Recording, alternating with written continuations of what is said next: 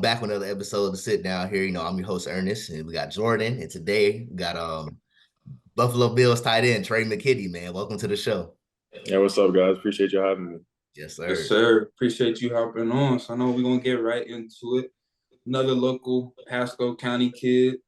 I know you grew up a lot in Wesley Chapel. So let's just talk about the beginning, especially being a football player growing up in Wesley Chapel, where not a lot of people that you've seen come before us. Just talk about your football journey early on. Like you said, grew up in Chapel. Well, really, as far as like elementary school and middle school, was always in Leno Lakes, like right next door. And then I had to move to Wesley Chapel going to high school, which I was at first disappointed about, but, met some really great people. Still have relationships today with people meeting in Chapel. But started off the first 2 years, things weren't going great. We went 0-10 and 2-8. Wasn't really getting the recognition that I thought I could get. So decided to go to Tampa Catholic, start getting around some guys in Hillsborough County and see how it fared. And, all worked out. Offer started rolling in. IMG Academy opportunity came up, and I feel like I had to take it. So I did. Looking back on it, I'll do it again and again. That was I think a great decision on my part as well. Met some great people. I think made me better as well. So that's kind of my high school journey. Went to Florida State, Georgia, and down the league, Chargers and Buffalo. But yeah. Thanks. Man, so when did you say you went to IMG, so when did you know that, you wanted to play football for real, take it seriously? Probably my sophomore year. It took a minute because honestly, I like basketball more, but I was just way better at football than I was at basketball. That was never gonna be the route for me. So when I started going to camps sophomore year, maybe going into my sophomore year when playing against other guys from other counties and stuff, seeing the competition level that I can compete with them. So, it was really an eye opener for me that, I can do this for real. So yeah, really around sophomore year and a freshman year. That was up. And for you, just because people probably don't know, but I remember because we played against each other in middle school. We used to play quarterback. Yeah. So what was that time what was that transition, especially around that time, where tight end wasn't as a popular position? Just talk about that transition from being a quarterback to now transitioning to your current position of tight end. Part of me still kind of wishes I stayed the quarterback route. Guys getting $250 million and stuff. So. But no, I really liked quarterback. But then going into high school, Wesley Chapel, I wanted to play both sides of the ball, and I kind of had this conversation with coaches, okay, if I play quarterback, can I play defense? And the answer was always no. So, just thinking how I can get on the field the most, playing both sides of the ball. We had a good quarterback, so I was like, okay, well, I can make it work. And then it's really at first it was receiver, but then going to camps. It's okay, we're going to camp and there's 100 guys in the receiver line and there's 5 guys in the tight end line and we're going against backers and safeties. I'll go take that. So that's really how tight end came about. I was playing defense as well, but that became the focus, once I started honing into my skills. Damn. And I know you mentioned a little bit about your recruiting process heating up, when you got when you transferred over to Tampa Catholic, around more exposure. How was your recruiting process? Obviously, you've done a lot of other things outside of just Tampa Catholic. I know you were involved in 7-7 a lot. What was that moment for you? When they were in the recruiting process, or what was that moment when we started getting offers by them big schools, and obviously you got the opportunity to go to IMG Academy, be around a lot of national talent, but what was that moment in the recruiting process when you were like, oh, yeah, I think I might be one of the best in the country? So first how it started, I was at a track meet. My 7-on-17 had connections and everything. I was at a track meet and we had a terrible day. So I was pissed driving back home. And then I got a call from Kentucky. So like in the car ride home, I was like, oh my God, I just got an offer from Kentucky, like immediately an SEC school, like right off the bat. Wow. So I was ecstatic. I couldn't even, and then, you just like kind of riding off that high from getting my first offer. And then literally a day or two later, Miami called, and then they just like piled on like right after that. So this is like the spring of my sophomore year, like soon after I got to Florida State. Tampa Catholic. And so, yeah, that's how it started. And then, like I said, they just kept on rolling. And funny, when I was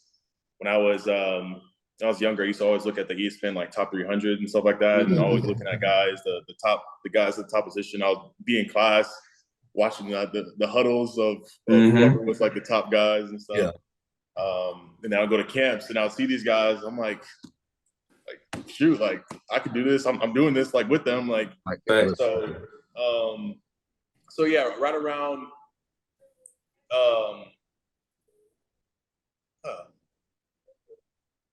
That same year, like I think honestly, my sophomore year going into my junior year was like my biggest growth. Like seeing other talent and comparing myself. Comparison is poison, but I didn't have that knowledge then. But yeah, really, then they kept on rolling, and then it got to IMG, and just all the guys there are top guys as well. So competing with them, it was just a great process in general. So yeah, I wanted to ask. So how did you go about going to IMG? Like, how did they find you? Like, was it just a 7-on-7 tournament, or like how does that process go to like be able to go to IMG? Yeah, it's like different for everybody. Guys were getting, because it's guys all around the country, all around the world actually. And there was a connection for me. There was a receivers coach named E.G. Green. He played in the league too. But he knew my dad, got in contact through him, and was like, hey, we got an opportunity here. Like, would you be interested? And that's like, at first, like IMG was kind of like not well known at first, because they had just, I think when I got there, it was maybe like their 4th year of having football. But I knew like a lot of like guys were going, and then you went to tour the campus and saw all this stuff, and it's literally like it's a college for real. Some facilities, I know facilities there were better than when I got to Florida State. I'm like, yo, like this is crazy. So yeah, I thought it could make me better. So I took a leap and keep it real, man. Keep it real. Now, when you say you was going to IMG, was you sad a little bit, like you leaving your friends, all the people you grew up with? Was that hard? It was for sure. It was like hard even leaving Wesley Chapel at first, because those are the guys that you've been battling with, you went into high school with. So it was hard at first leaving, and then when I got to Tampa Catholic, when stuff started rolling, as far as like all my offers and everything like that, like, okay, we're going to have a good year. Like, we're going to have a good team here. And then I didn't even play a season. with them. I was at Tampa Catholic for a semester. Like, and then, cause it was that summer when stuff was like piling up, that IMG came, and I was like, okay, well, I got to take this out for me. Yeah, it sucks. But if we all close, we gonna stay together anyways. Yeah. It's nothing personal. I'm doing this to try to, better my future. For sure. No, that's crazy. And I didn't know it was E.G. Green who snatched you up, because I know his son Isaac, we played Little League together for a little bit. So now that's a small world. But talk about, obviously, your recruiting journey. Obviously, your first school that you went to, Florida State, had a handful of different options of different places that you could have go. I know you had Jimbo at the time. So just talk about what really stood out about Florida State, as well as just some other schools that you were really considering that maybe could have got you. I kind of had a roller coaster recruiting process too, because that same year, that sophomore year, I went down to like I first started doing like visits. I went to Miami, and dang, it's crazy. I forgot the head coach's name at the time. A lot of coaches. Yeah. Was it Mark Rick? No, it was after Mark. Manny? Diaz. Was it Diaz? Nah, dang, who was the head coach? Wait, that's bad, man. The Caves got to get together, bro. They got too many coaches. I was about to say Diaz. What year is that? They had Al Golden for a little bit. Yeah, Al Golden. Oh, okay. All right, so So I went down there my first visit, and this was like bad, like because I'm a 15-year-old kid, and I'm sitting in the office of the University of Miami, the U, like, yeah. So we're sitting there, me and my parents, and this is like at the end of the visit. So I'm like, all right, I'm getting ready to leave. And they were like, kind of like giving eye contacts and stuff like that. I'm like, yo, what's going on? Like, hey, we're going to let y'all think. We're going to let y'all think for a bit. And then they like all left the room. So I'm in the head coach's office of me and my parents. And then my parents start crying. I'm like, yo, like, what's going on? Like, it's whatever. Like, I'm not thinking about committing. So I'm like, all right, we used to do it. Like I'm like, bro, yeah, it's bad. They was trying to get you to commit? Yes, bro. Like, oh, I thought you was about to say you came in with a bag or something. So my parents sit there crying. Like, that's always been like the U has always been like one of like the big schools you liked growing up. My dad was a big fan. So they start crying. I'm like, damn. The coaches walk back in, and it's not like 3 or 4 coaches. It's the whole coaching staff. Like, everybody on the floor is in the office. There's like 20 people. I'm like, yo. It's like, all right, I guess I'm coming to Miami. And then everybody goes crazy. Bro, it was nuts. So then, yeah, I was committed to Miami for what? Like 2 years, a year? Because, I mean, Al Gordon got fired. So, you know, there's always this big thing where, you know, you commit to a university, not a coach.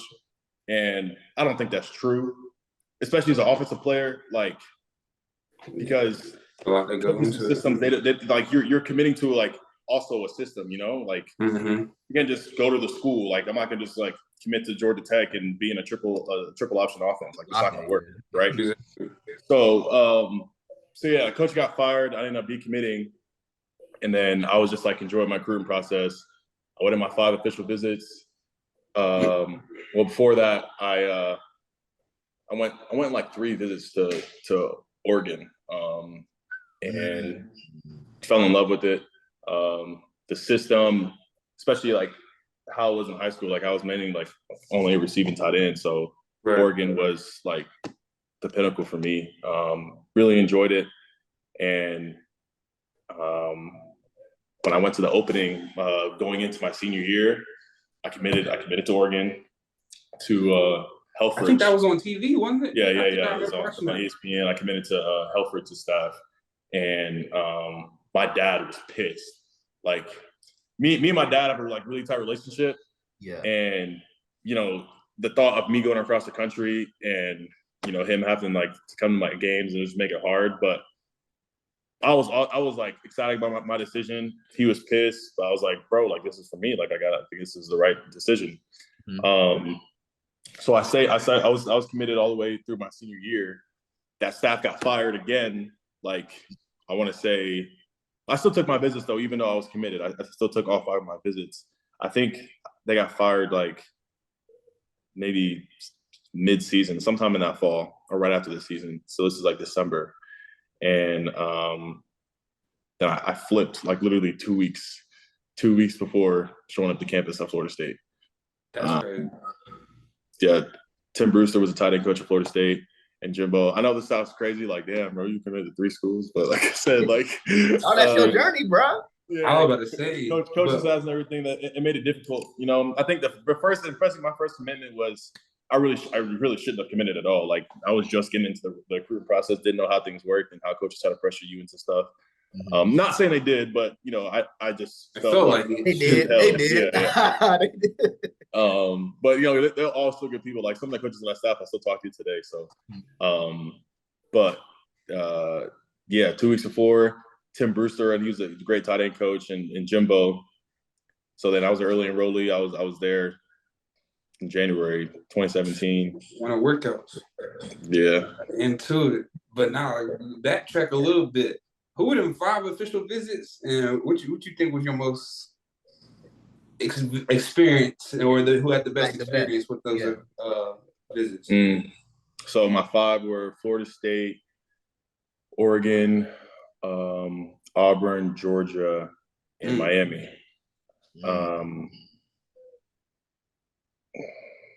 They're all like, honestly, like great experiences. That's my advice too to any high school players. Like, take all of them. Is to take your visits. Take all of them. Bro, Take you know they changed the rule that you can take unlimited official visits? For real? Unlimited. Nah, that's crazy. Unlimited is not good. just 5. They talk about you can take unlimited now. I said, what? That's crazy. Yeah, that's nuts. I mean, in that case, I guess I'm going to 10 visits every week of the high school season. I'm going on an official visit that same weekend. Fact. I was about to say, was there a school that you didn't visit that looking back at it that you wish you would have got to? Yeah, low key. I wanted to take a visit to A&M.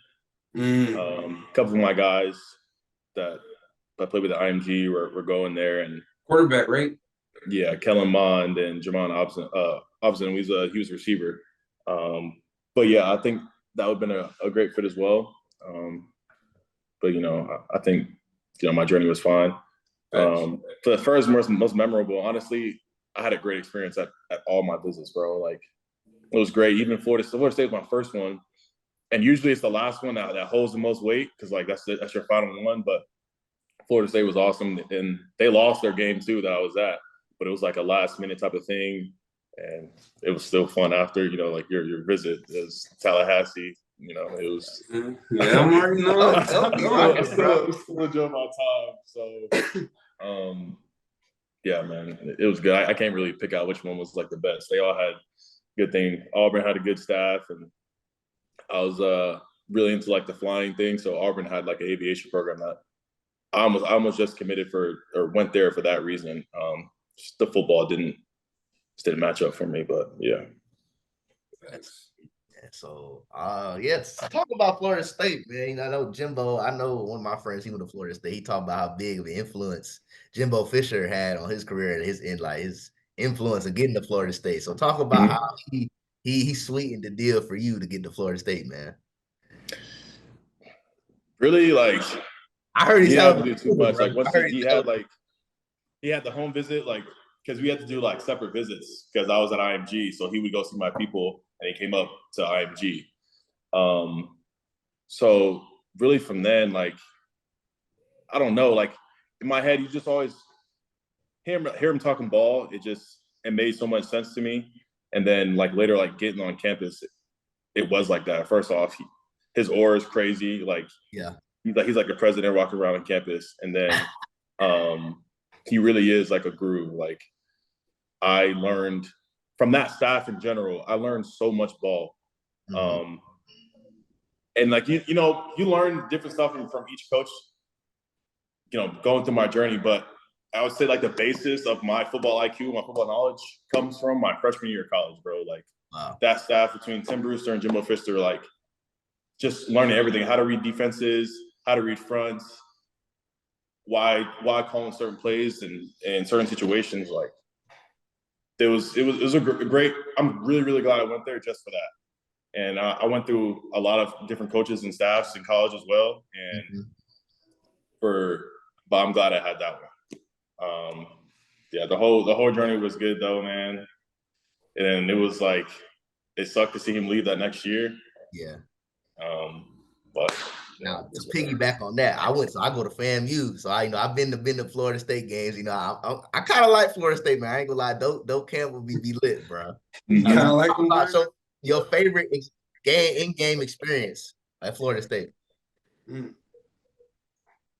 Personal or like just in general? In general. Let's see. All right, even though this was like a bad experience, was the first game of Taggart, when Taggart came in. Ooh, that V-Tech game. We had so much hype like going into that season. It was crazy. Yeah. We came out in an all black Florida State. With Jimbo, we never did that because like traditional ways, like Jimbo didn't like that. So we came out first game all black. We had a blackout, the whole stadium like packed out crazy. Night game. We had Swag Surf playing for the initial kickoff. Yep, night game. And then you got I think the best thing about Dope is when you're like good and they're playing the war chant and the whole entire crowd. Yeah, that's that thing goosebumps. Like, that's the sight to see right there, bro. and Chief Osceola with the spear and everything. Yeah, with the spear, Going like that lead up to that game, all the way to the kickoff was like the best game experience as far as like hype. But then we got our ass beat. So then, but yeah. But at the end of that, I remember watching that game on TV too. I was like, oh, yeah, it's jumping, bro. They started swag surfing because they brought that from they was doing it at USF, and so they doing that for a stay. So oh, yeah, they lit. Matter of fact, Trey. Did you play? You played with Zay Boulder, right? Y'all was there. Yep. Yeah. I mean, that's my dog, man. He was telling me about that game, the swag surf, the all black jersey. Yeah, I remember that. We thought it was gonna be so good. Man, it would have been nice to work out, but it's all good. Dang, but now talk about, because I know you just touched on it a little bit, because I know you touched on the aviation program. Not a lot of people know, as well as not a lot of people do that, but you be flying planes. Yeah. Talk about how you got into that, like what sparked your interest, as well as this, how you get the courage to do that. I ain't gonna lie, I can't do that. Like, how'd that start? So it really started like really at a young age. Like I always enjoyed flying. My grandma used to take me to the Blue Angels show in Tampa. So I used to always go and see like they're doing the tricks and stuff like that in the sky. So I was always interested in planes and flying in general.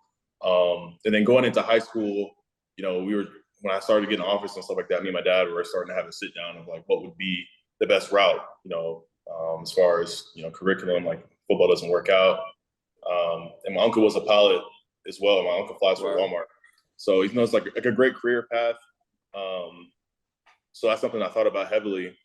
And that was, like I said, I was going to go to Auburn because of that. Didn't do that. And then still at Florida State, because I was a good student, I guess, they helped me out. And I started taking lessons at Florida State. And then it just made me like it even more. I fell in love with it. And as far as the courage to do it, I mean, statistically, like you're safer in a plane than you are in a car. Like statistically, you jump in a car every day, like you feel just fine. Like the plane is the same thing. It's whatever. Like, damn. So my first flight too, they call like a discovery flight to see, if you like it, whatever, blah blah blah. So we're up flying with my instructor, and he was like, "All right, we're gonna like simulate an emergency landing," but like. That was like the only warning. As soon as he said that, he put the plane like nose down. I'm like, all right, bro. So like it was like, oh, it was good. Like he's kind of like just nah. to see if this is really for me. But no, man, I fell in love with it. It's therapeutic for real. Getting to see, especially if you're in a beautiful place too. You just see a lot, man. It's a slow down, and it's awesome. Man, so you talking about being a pilot, man. So is that something you want to do after you're done? After you're done? Mm. Yeah, what kind of pilot?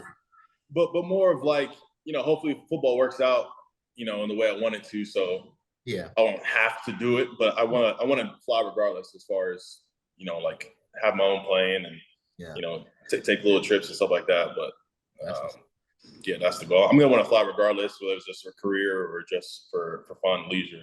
Now, I'll tell you what, man, I ain't gonna lie, them the propeller planes, like the little ones, like the little props. I'm real scared of those, bro. You ain't never get me on. That's what I'm flying. That's what I fly. The little single prop planes.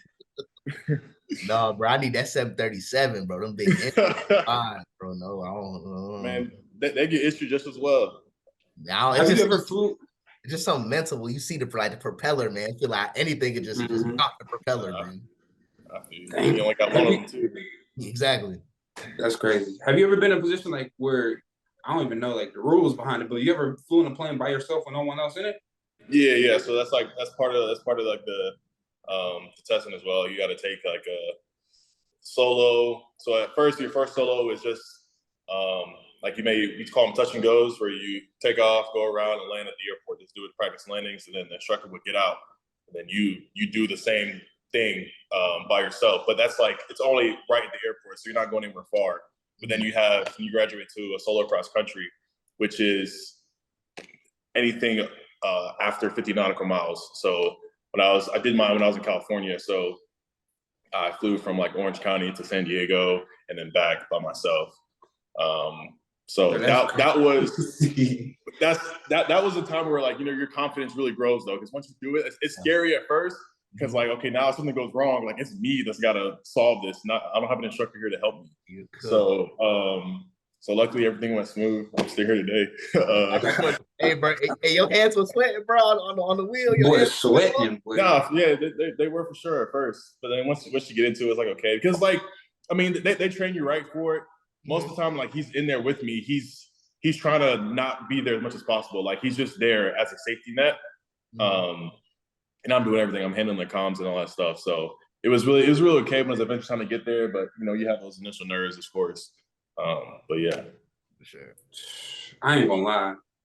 This might be my last question in regards to being a pilot. Because I know you mentioned, like, it's therapeutic. Like, when you up there, like, what you be doing? Like, you used to be locking into the sky. You used to be looking around. Like, you be... At first, yeah, because, like, takeoff and landing is, of course, like, the most important and most dangerous spots. So, like, once you get your destination and get through your comp, stuff like that, and you're just out in open air, that's when, like, everything slows down and you just, you know, you're looking around. Especially in California, like, on the coast, like, it's beautiful out there. So, you know, you're flying around Newport, Dana Point, like, beautiful spots. And so you just go appreciate it, look around, you know?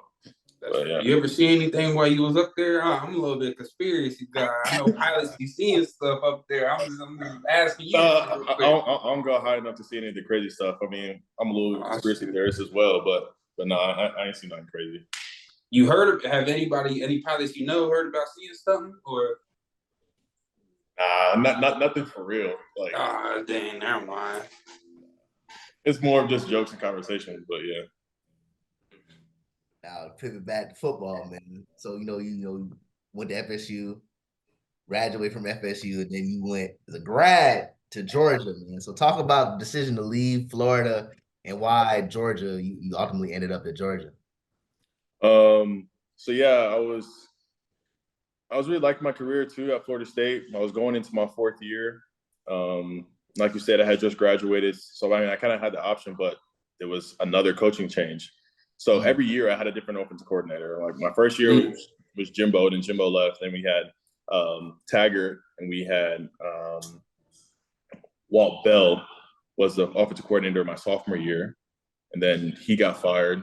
And then we had Briles my junior year, and then Taggart's staff got fired, so they all left. So now I'm going to my 4th year. I'm going to have a new offensive coordinator. I have to learn new offense. So this time I'm like, okay, well, this keep on getting chosen for me. Like, maybe, like, make a decision for myself. You know, the coach they had coming in came from Memphis, so I was watching film and how they use the tight end and stuff. I didn't really, you know, see anything that appealed to me as far as my situation, knowing where I wanted to go. Like, hey, I need a big year. Like, I'm trying to go into the league next year. So, I had a long sit down about it. And yeah, I decided to go to Georgia.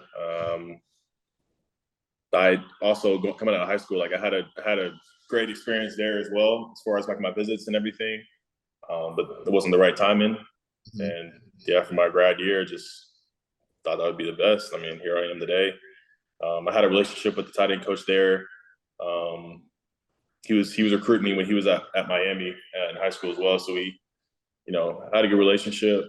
Then yeah, I just decided to go to Georgia, man, and it worked out. What's up?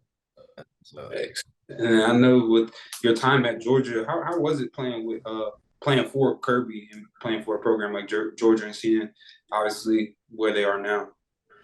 Yeah, man, it was awesome. I'm looking back, like, you know, because it's weird because I still, like, every time someone asks me, like, where I went to school, my first thing is Florida State. You know, like, that's the school I decided to go to. That school took a shot on me, and like I said, they were doing extra stuff for me, like allowed me to take flight lessons and stuff. Yeah. And I loved it. I still love Florida State, but, you know, it was kind of sour taste in my mouth when I left, but it wasn't meant to be that way. Like, I got my degree from there. That's my alma mater. It'll always be, you know, a null. But going to Georgia, man, it was great. It was weird at first because that was COVID year, 2020. So at first, like, meeting the tight end group, all my guys over Zoom, it was kind of weird. Learning the playbook and everything, another offense, all over Zoom. So that was tough. Then we finally got to go and meet everybody that summer. It was great, man. It was a good group of guys there. Obviously, that's why, you know, they're doing great now. I think Kirby's a great leader. And what I liked about him too is he reminded me a lot of Jimbo as well, but like just different because, you know, Jimbo's an offensive mind and Kirby's a defensive mind. Right. So it was great learning from him as well. But it was awesome because, you know, you got Jimbo, he's like right behind you with the offense. You do something, you're just ready to get ripped. Yeah. But Kirby's on the defensive side, so it's a little bit easier to deal with. But yeah, man, a lot of great players got me better as well. The competition there was crazy. You know, a lot of the guys on the roster are if not already in the league, are going to be in the league. Exactly. So yeah, like that camp, that training camp was different. But yeah, man, I thought we honestly could have won it the year that I was there. It would have been nice, but you know, we laid the foundation, and then the next year they got it done. But yeah. And I know it's hard to say because obviously looking back at it, hindsight's always 20/20. But looking back at the way, like especially like the time that you went, because like growing up, like Florida State, like when Florida State is good, like Florida State, like it's hard to pass them up. But like looking back at it, like do you ever like wish like, damn, maybe it could have been Georgia that could have started my career, or do you like not have those regrets? I definitely don't have any regrets, but I think about that a lot. Because I think where you decide to go to college, it completely changes the path of your life. You know, I think you don't realize the magnitude of that decision. You know, as a 17-year-old going into college, like this is really gonna like shape the path of your life. Like if I would have decided to go to Georgia initially, like the people I would have met, the relationships I became in contact, exactly. like besides the football stuff, like it just would completely change the course. And then, you know, yeah, what if I went to Georgia initially and it worked out great and I was a first round pick? Yeah, awesome. Or what if I went to Georgia and then, I don't know, some dude on the scooter hit me while I was walking to class and I didn't play or like, you know, so I think everything happens for a reason. You know, I'm exactly where I'm supposed to be at right now. And but of course it's always a thought, like, you know, what if? But no, man, I'm comfortable, I'm good. Thanks. So, you know, you're a tight end. So I just wanted to know you to explain, since you played a position, how difficult playing tight end is, because a lot of people don't understand how difficult it is. People just think it's just scoring touchdowns, just routing people up, but you got to go out there and block a Myles Garrett. You got to go down block a Aaron Donald. You know what I'm saying? And then still go out there and go give me like a 10, 15 a catch. You know what I'm saying? So just explain to everyone how difficult the position is.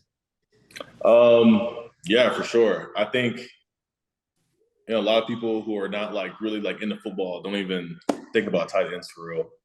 But I think that we have one of the hardest positions on the field. Like, unpopular opinion, I think that the tight end is the third hardest position in football, behind quarterback and corner. I can say you can argue. You can argue like maybe like the Mike backer, huh? Left tackle? Nah, I mean it's hard. Oh, look, football's hard in general. Like 100%. Right? But nah, because on big downs, yeah, they're going against dudes that get out there on the island. But a lot of times, like if we know that we're going up against somebody crazy on the edge, like we're gonna give them help, you know? Yeah, 100%. Yeah. Like so, you know, we have to know about just as much as the quarterback has to do. Like, we need to know all the protections. We need to know all the run plays. We need to know all the passing. The receivers, they're not really worried about the run plays. You know, I'm blocking number one. They're not worried about the protections. Like, I got a route. And then linemen, they're not worried about what the routes. They're not worried about route concepts. They just know, okay, I got 56, 57, and I'm blocking this guy. I got this guy to the mic, But they're not worried about certain stuff. They got to learn the run game, yeah, of course, but not the pass game. As far as us, we need to know the whole thing, the whole tree, just like the quarterback. So I think mentally at first, yeah, it's already tough. It's already a tough position. But then, yeah, we don't get it as much. But those couple of times that you do get a one-on-one pass protection against an all-pro DN, like, that's hard. Like, he's used to go up against 330-pound dudes, and here I am, 245, and I got to hold this dude up. So that's tough. And then you got down blocking on crazy dudes like Aaron Donald or whatever. Like, I in general, it's a tough position, but I love it, you know, because we get the best of both worlds. You know, we get to be in the trenches, and also get the glory as well.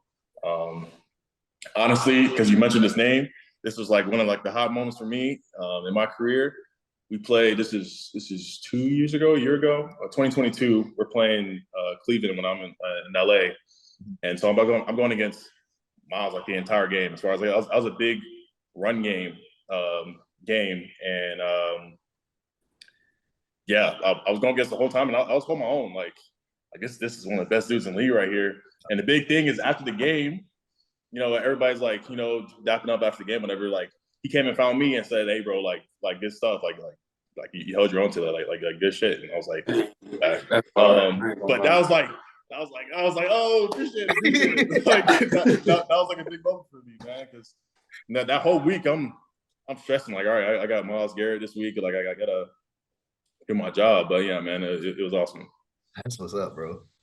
What do you feel about just the way the tight end position is now being viewed? Obviously, it's definitely going to be a position where down the line, they definitely going to start paying more just because of the likes of all the top elite guys. Just, what do you feel about the trajectory of the tight end position? Yeah, I think it's for sure growing. I mean, the market in general for football is growing because the quarterback market is going crazy right now. It's just going to keep on going up. But yeah, like you said, I think people are seeing the value you can have in having a good group of tight ends. So yeah, I don't know, man. Hopefully it goes into a position to where 12 is a new normal, like having 2 tight ends in the field at all times, you know, because it's a mismatch, especially if you got guys that can move. You know, you don't know whether the defense doesn't know whether it be a nickel or base, like. So yeah, I think it's a really valuable position. I think it can be even higher value than it is now, but you know, we're happy as a group that it is growing. Yeah, I see nothing but a bright future for the time position. You know, especially too because you could have, I think, having more guys on the roster helps as well because our body types, like, we're good for special teams as well, which is a big part of the game. So, yeah, man, I really just see it continuing to grow for the tight ends, man. I'm happy about it. Thanks. I know you mentioned that 12 personnel. I ain't gonna lie. I think the Raiders, the way theirs might look with, I forgot the dude's name with from Notre Dame, I think, but now they got Brock Bowers this year too. Yeah. So I was gonna say that 12 personnel, because really, like, especially like in the passing game, elite tight ends are mismatches, bro. So it's like that can definitely take your offense to the next level. So I definitely expect to see that more in the future. Yeah. But who are a couple of your favorite guys that you like to watch that play your position, as well as just some other low-key under the radar guys that might be cold watching them on film, but the outside looking in probably don't know about? Current guys, right? Current, yeah. So of course, top of you guys, I'm watching Travis and I'm watching George. Like that's a given, you know. Right now here in Nashville, I'm staying in Nashville because I'm training with George Kittle. You know, I think it's good to be around, you know, a guy like that look up to kind of help my game. But an underrated guy. I'll give a shout out to my boy Gerald Everett, who played with me in the Chargers. I think he's in Chicago now, and he's an athlete, man, as a baller. And something like too, he doesn't get looked down like for his blocking or anything like that because he's not expected to. Like he's a baller in the pass game, but like he's like freaky strong, like weird strong. Like we in a weight room, and you know I'm a strong guy, but like we going and we're like lifting 315. I'm like, all right, I'm struggling a bit, and he going and just throw it up like easy. Like, where he just got like weird strength that you wouldn't expect because he's not like a huge guy or nothing like that. But yeah, I think he's a baller.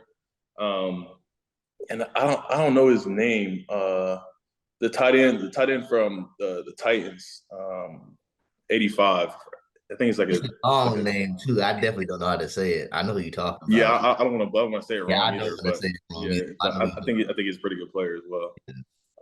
But yeah, there's guys. I think every team has a good example of a tight end, even if he isn't like a big name guy. Like we all do good stuff. So I got another question for you. Then you working with George Kittle, man. So you got invited to tight end you? Yeah. I was at tight end. I've been going the last 2 years. Yeah. That's pretty cool, man. We go get how your NFL career started, man. So talk about your draft process. You know, how draft day went for you. It was awesome, man. It's something you dream about from when you're a kid. This day, literally. So going into it, when I left, when I declared, I was probably projected like 5th round on a good day, and I was okay with that. Like I was good. To be honest, if they would have said that I was projected to go undrafted, I would have still left because I was so ready to be done with college. But yeah, then I got the opportunity to go to the Senior Bowl, and I balled out, man. I had a great week there, and that helped me a lot. Had some great interviews. I think while my college career was like okay, there was so much left on the table. Like I still feel like I didn't get the opportunities that I could, and to really make a splash. Go for something like the Mackey Award. Like it was just not getting enough balls to do that. Spark footballs. So yeah, the process was going good, and I kept on telling myself like second day, because at first I was projected 3rd day. And yeah, the day of the draft, watching the first round go by, cool, and the second day comes, like all right, like here's my day. I'm waking up that morning, like I'm speaking into existence. I'm playing Draft Day by Drake the entire day, like I'm just listening to it. And then so we get into the night now, and if you would have, like, I thought 100% that I'm going to Carolina. Like you asked me, like, where are you going? I'm going to Carolina. That's all I'm gonna ask. I ain't gonna lie. I always like heard the stories too of guys getting drafted. Like, yeah, I got drafted by a team I didn't even talk to. I'm like, yeah, that's crazy. Blah blah blah. So I'm thinking I'm going to Carolina. That's who was the team. The Senior Bowl. Had a great week, great relationship. I was talking to them the whole way. Like, I'm going to Carolina, bro. Like, they're like slotted in too, where I think I'm going to go. Yeah. So they have like picked, the night is going. They have like picked like 88, right? 80 something. They go. They're coming up. I'm watching the who has the next pick. Oh, no call. I see pick is in. It's another tight end. I'm like, damn. Wow. So like I'm sitting there like, oh, like that hurts, right? And then my stepmom is sitting like right next to me, and my dad had COVID, so he was like outside. But she's sitting right next to me, and she doesn't really know like the process, like whatever, right? So she's like looking at me like, what's going on? Like what happened? Like they didn't pick me. Like that's it. Like simple. Yeah. So then I was like, I'm gonna say like another 5 picks go by, I still don't call, and I just like I see her like keep on like looking at me like seeing my reaction. I'm like, yo, like you're making it worse for me right now. I would have like, said that this point. Is the highest, like chill out, like right. Bye, bro. So finally, like 9 picks later, pick 97.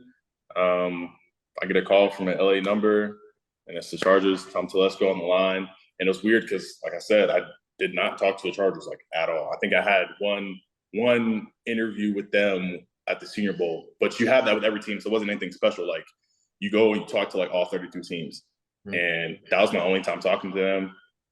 And it was actually, I had a bad experience too with one of the scouts from the Chargers. Leaving Georgia, I had a knee injury, so I was trying to get all the time I could to prepare myself for testing and everything. And on the day of the pro day, I wasn't running. Like I wasn't doing my 40 and stuff. So the Charger scout was like, oh, like why are you not performing? I was like, because I had my training we had 2 pro days. So I was like, I'm gonna do it the second one. He's like, well, I'm not gonna be here for the second one. And I was like, all right, all right. Like, so he's basically telling me like, all right, cool. I'm not gonna see you run. I'm not coming back for the second one to watch you run. I'm like, all right. Sorry, like, all right, whatever. So I was like, okay, well, I'm not. In that moment, I was like, well, I'm not going to the Chargers. And then, all came full circle, man. But yeah, got drafted. It was a great experience. Just kind of like didn't know how to react. Like, wow, like didn't feel real, and I don't know, man. But yeah, still one of the best nights of my life.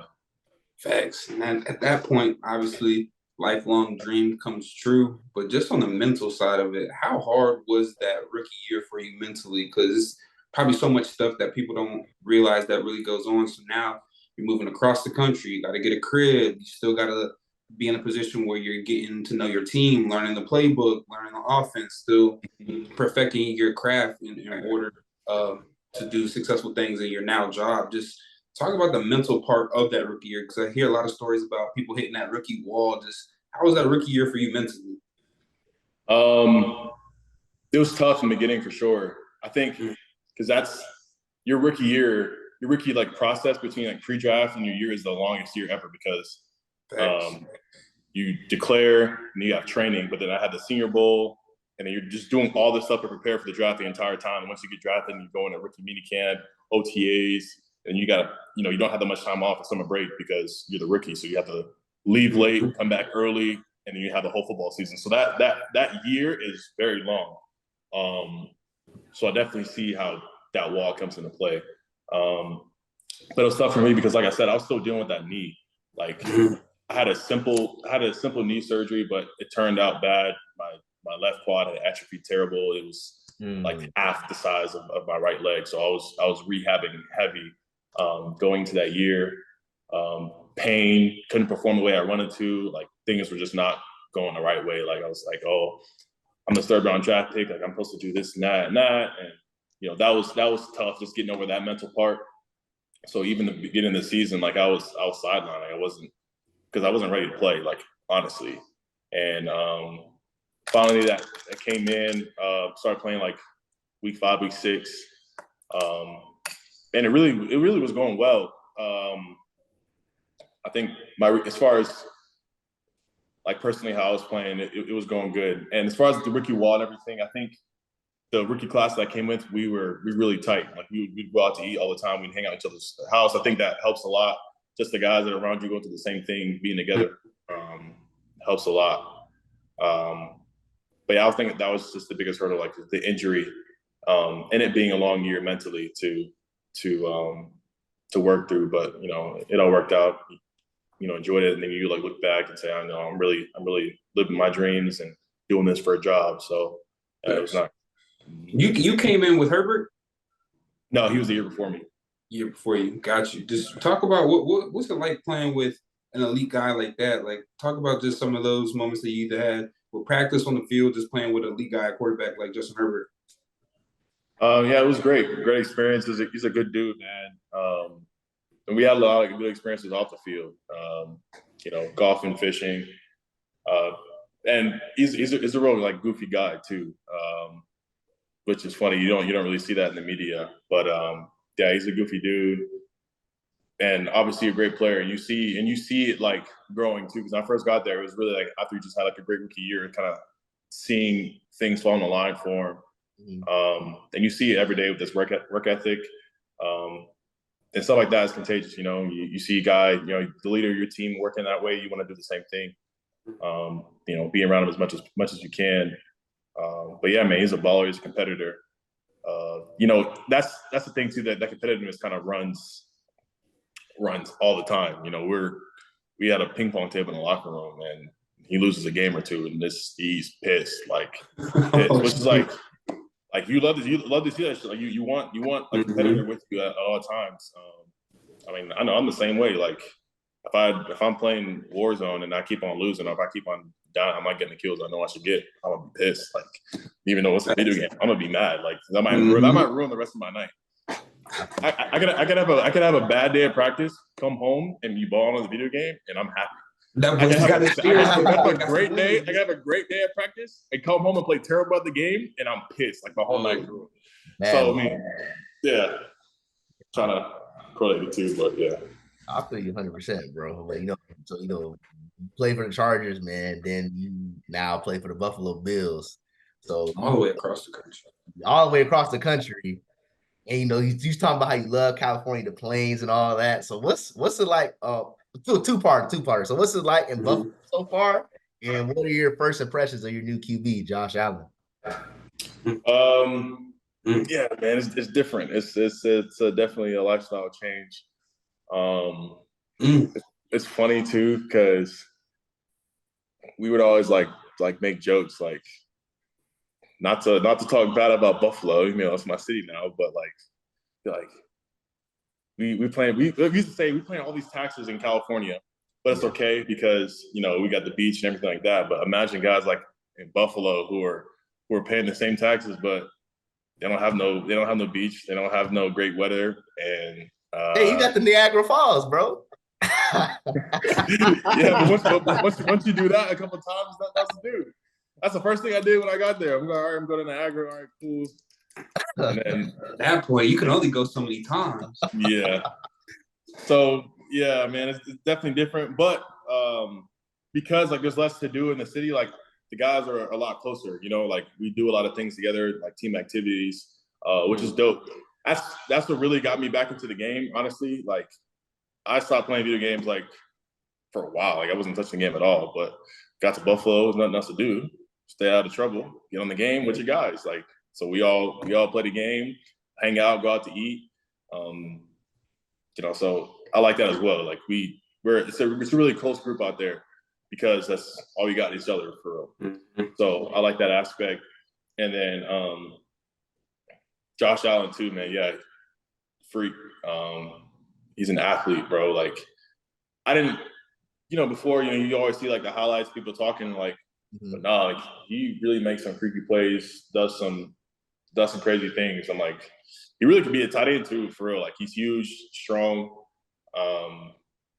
Yeah, is a baller as well. I think anybody that's great is gonna have that competitive instinct to them, and he has that as well. But yeah, man, just a baller. Yeah, good dude as well, man. Yeah, it's a great group in general as far as like the team, close knit group. Bet. One last thing, bro. Not mean to cut you off, Jay Bonner, but no, you good, bro. I heard about Buffalo, man, that they know for like buffalo wings. So if you to experience that yet, like the buffalo wings really that good up there? First thing I did when I went out there, but yeah, for sure.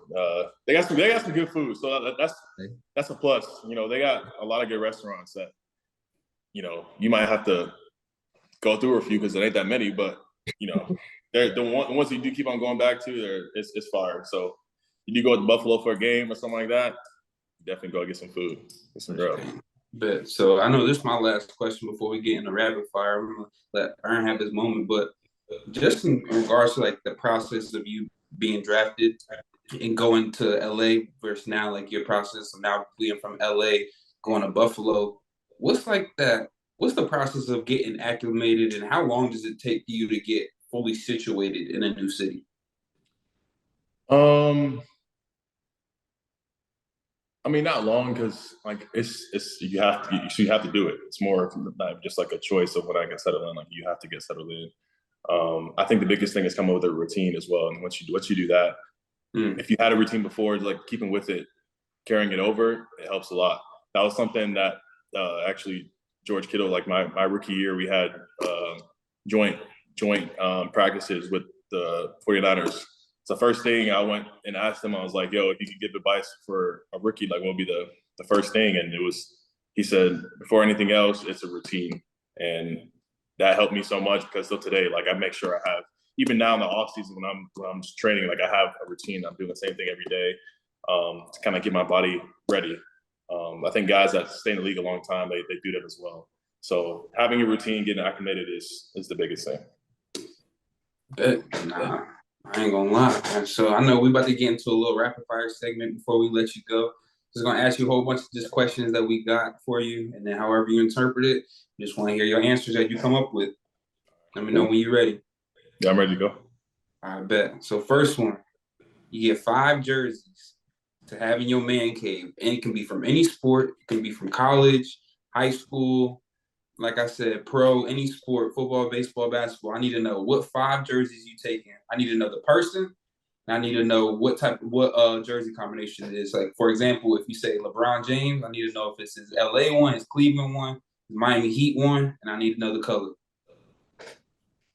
So you get 5. All right. It's supposed to be rapid. I gotta think about it. All right. So LeBron, I'm gonna go Cavs. But like second time around. Okay. Second stint. Yeah. I have to like the color, the jersey color. Yeah. I'll just do the one that they won the finals in. So the little sleeve. Okay. The little sleeve. Oh, you're gonna get the black joint. Okay. Yeah. Let's go Lewis Hamilton. He's a Formula One driver. Yeah. Dang, that's hard. That's the first Formula One one we had. I ain't gonna lie. That's tough.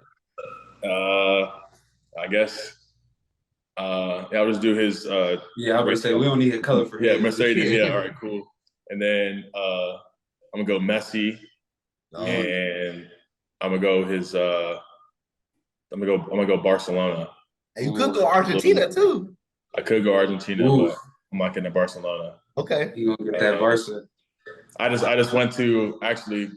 I'm ruining the rapid fire here, but I just went to a Copa America game and saw him play live, so that was tough. That's hard. Right, that's 3. 3, 2 more. All right, I'm doing. Dang, I thought I had it in my head too. I'm gonna go Tom Brady, just because I like to appreciate greatness, and 7 rings is goated. And at first, in his first part of career, I didn't like watching Tom Brady. I was tired of seeing him win, but then it came to really appreciate it, give him his flowers. And I'm gonna go with the Tampa jersey because hometown. Got to. And then last one, my man cave. I'm gonna go myself, man. Ooh, which one you getting? You getting that Florida State? You getting the Georgia? You getting the league?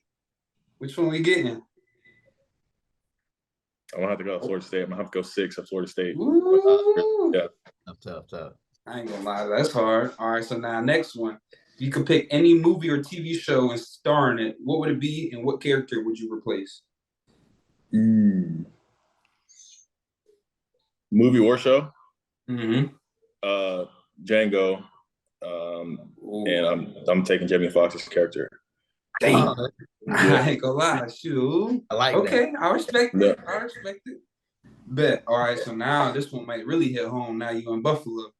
Would you rather have every game on the road or every game in the freezing cold? Every game on the road. It's the truth, man. I ain't gonna lie. That's hilarious. All right, if you could have any superpower, what would it be? Fly. The ability to fly, yeah. That'd be it. Hey, that boy a pilot, so yeah, I know he's gonna take that one. Yeah. I bet you got fill in the blank. I hate when people are like, oh, I gotta tell you something. Oh, I can't tell you yet. Or something like that. I ain't gonna lie, I be doing that to my girl. Damn, you call me. But all right, other way around. I love when people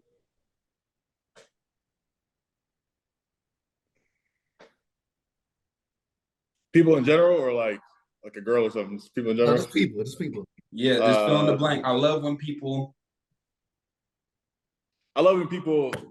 go out the way to acknowledge somebody.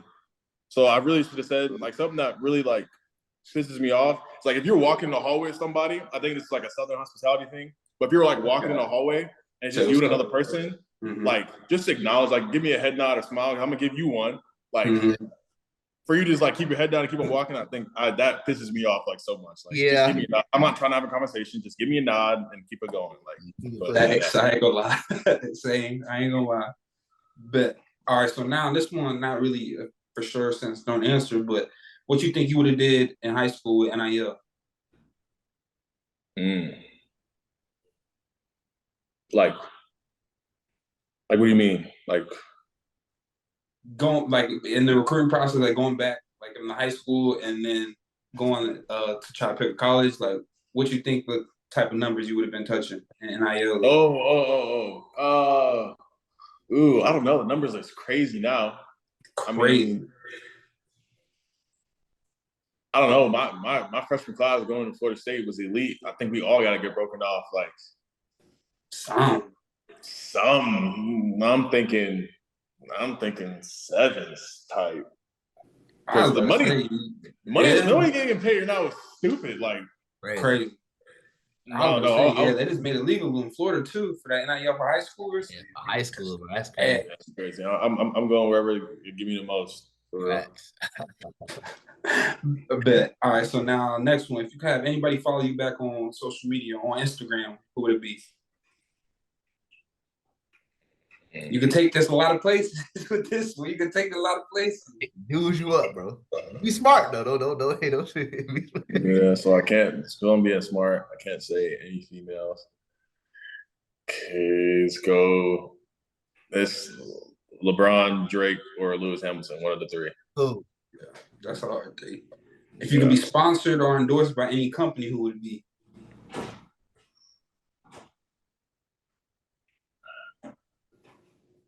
Damn, that's a good question. I feel like the generic answer would be like Nike or something like that. So I'm gonna go.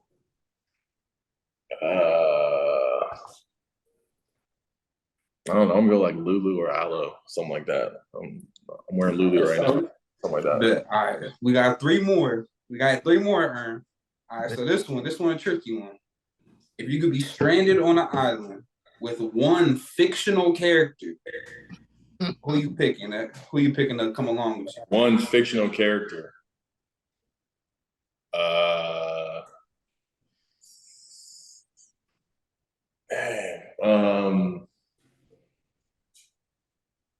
Let me go like, I don't know, something like we can leave though, right? If they got superpower to get me out of there, right? Oh yeah, come on, man. However you want to take this question. Man. All right, I'm gonna get like Wonder Woman or Captain Marvel or something. Yeah, so get you out. I ain't being straight on the island with a dude, so like I would take. Man, what are the female superheroes? Bet.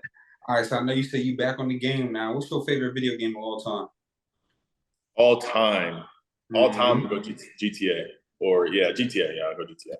Yeah. Solid. All right, and last one, in honor of NCAA coming back. I don't want to hear Georgia. I don't want to hear Florida State. NCAA coming back out, Road to Glory. Who your 5 schools that you picking, man? Who your 5 finalists for Road to Glory? Can't say Florida State or Georgia. All right. I'm gonna go Texas. Mm-hmm. Yeah, they doing it. But I feel like that'd be a cool school to go to. Texas. Let's go Florida. Let's go. Damn, man. Let's go Oregon.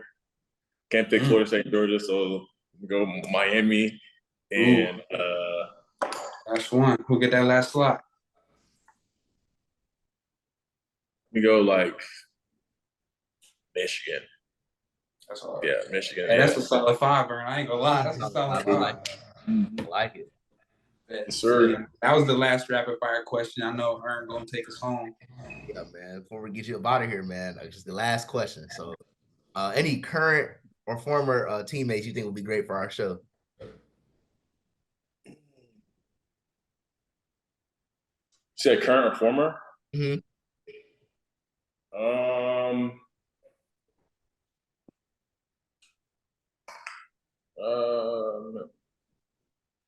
That's a good question.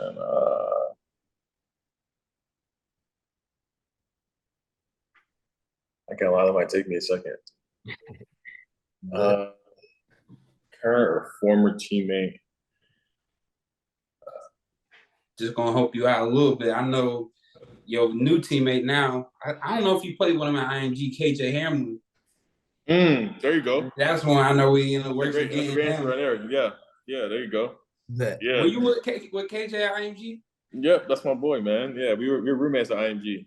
Dang, that's crazy. That's my world. Yeah, that's my dog, KJ. Crazy how it come back full circle, man. Football world is tiny though, like crazy. But yeah, man.